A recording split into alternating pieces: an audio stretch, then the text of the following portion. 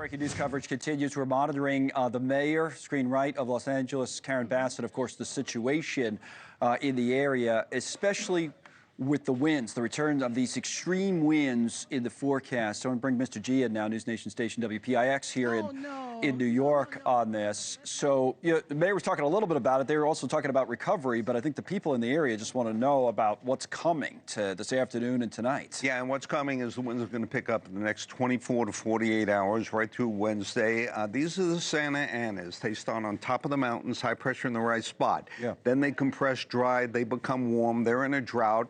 They come down the mountaintop, go into the plateau desert, keep coming down, and then to the southern Rockies. And if you look at the graphic, you can see it ends up by the water. Now, these winds right now are gusting upwards of 40 miles per hour. Tomorrow, make it 70 miles per hour. And by Wednesday, 70, 75 miles per hour. Also, something to note about these winds, they take these embers, right? And at night, they shoot them like 500 yards in seconds. When they hit an industrial park, then you're getting lead, benzene, and nitrous oxides, real bad stuff chemically. Right. And they have this PM 2.5, which means it gets into the lungs. It's serious stuff.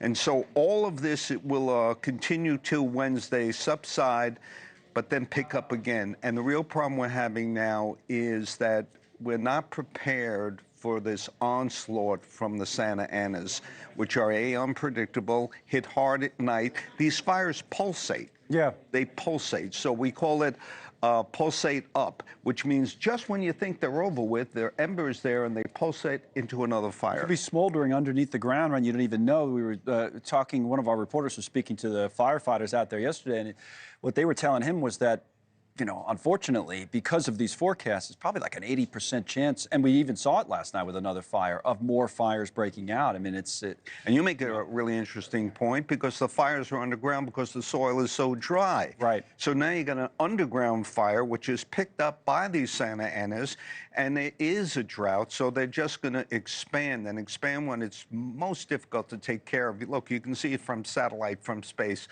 That's 23,000 miles up. You know, you can see again how explosive this is. And there's no rain in the forecast, right? And there's no rain in the forecast for a long period of time, all of next week. And one final note that I want to make is the water crisis is such a crisis in the two areas that we've been talking about, Eaton and the Palisades, that when the first report of a fire happened last Wednesday night at midnight, the hydrants were dry, because the reservoir has been under construction where they draw the water for years and has not been completed, so there's no water there. Yep, that was a really, really tough situation for those firefighters who wanted to help people and just couldn't. Thank you, Mr. G, as always. Thanks so much for watching. Just go to joinnn.com to find News Nation on your television provider. And don't forget to click the red subscribe button below to get more of News Nation's fact-driven, unbiased coverage.